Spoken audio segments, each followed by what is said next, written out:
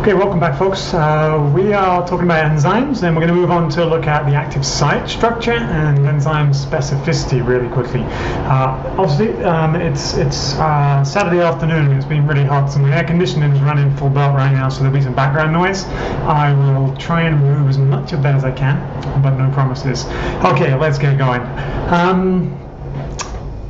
When we look at an unfolded enzyme, and here we've got lysozyme. So let me just tell you a little bit about lysozyme so you got this in context.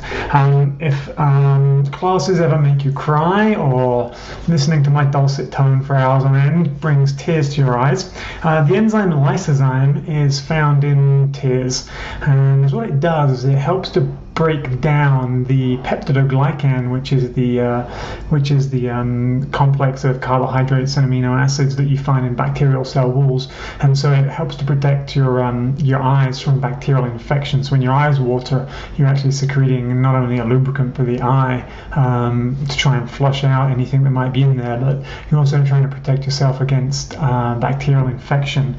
So that's what the enzyme does. If we look at the primary structure on the left here, over let me get a cursor for you guys, over on this side here, what we see is that in the folded enzyme, there are only a few amino acids in the structure, in the three-dimensional tertiary structure of the enzyme, which contribute to the active site. And so they are spatially separated in the primary structure. So there's a chain of 4 here, one here, and then 5 or 6 here, and then 7 or 8 here. I'm not counting them all. And so when you fold this primary sequence into a three-dimensional structure, you get a unique site in the enzyme, which is where the substrate can be coordinated. So when we look at the 20 amino acids that you find naturally occurring in biology, only a few of them are involved in active sites. Those are things like cysteine, histidine, aspartic acid, glutamate, lysine, things like that. And some of them are structural amino acids to give the active site a particular structure, and then some of them are catalytic, and so they may act as electron acceptors, donors and acceptors of proteins, that kind of thing. So as well as having a unique three-dimensional structure provided by the amino acids, there are sometimes non-protein based cofactors that are needed for catalytic activity, and they often act as electron acceptors and donors. They become reduced and oxidized as the enzyme turns over, and those are often called prosthetic groups. So if you ever look at the structure of, for example, cytochrome C in the electron transport chain, you'll see that you often find any of those proteins, and they often find copper bound. In some enzymes you'll find magnesium bound, like in the chlorophyll molecule that's held in the photosystems of photosynthesis. Iron is very common because it has a number of has a wide range of oxidation states. Oftentimes these more complex organic cofactors are derivatives of vitamins, which is one of the reasons why vitamins are so important. Let's just take a look at one of those prosthetic groups. So you've got a nice concrete example, and then we'll talk about enzyme specificity. So what we're looking at here is catalase, and catalase is a nice example of a protein with quaternary structure. So remember, that's when independent proteins come together, and so this is a homotetramer. There are 4 subunits, and they all bind together to make the functional enzyme. So here they are colored in yellow and green and blue and red, and so if you looked at these, you could rotate this, you would see that there are 4 identical subunits here. Now, yes, sure, this one here looks different from this one here, but that's because they're kind of back to back in the structures. This one here, though, does look the same as this one, and this one here, if you inverted it and rotated it, looks like this one down here. Now, I've blown up this piece of the enzyme here, and you would see the same thing if we blew up this piece here, and this piece here, but let's look at this piece in yellow here.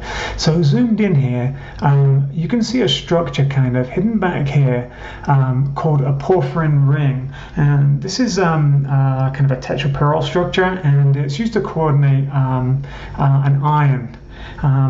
And it's not dissimilar to what you see in the structure of heme in hemoglobin. So all that does is it allows the enzyme to be catalytic. If you don't have that porphyrin and you don't have the iron atom there, then you don't get any activity in the enzyme at all. That's a nice example of a cofactor there. Lots of examples of that. Sometimes they're for catalysis, sometimes they're just for a protein to carry another molecule like hemoglobin does. So obviously here we've got a very specific three-dimensional structure here, which is where the substrate hydrogen peroxide would bind.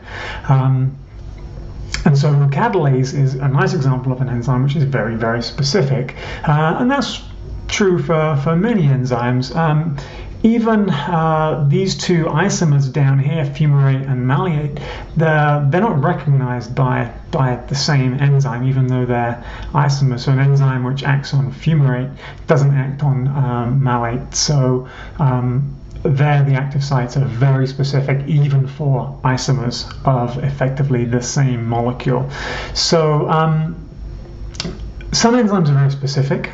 Some enzymes are a little bit kind of, they're not as specific. And so they will recognize subsets of structures which have conserved structural features. And so they're a little bit less specific.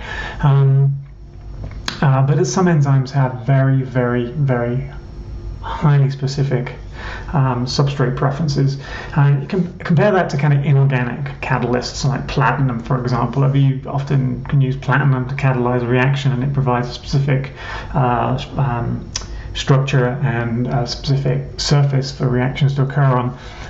It will often catalyze a whole bunch of different reactions, and you find that with a lot of metals, whereas enzymes can either be very, very specific or recognize specific families with certain structural characteristics. So that's a little bit about active sites and enzyme specificity, and I'll be back shortly, and we're going to start talking about substrate binding into the active site. I'll see you soon.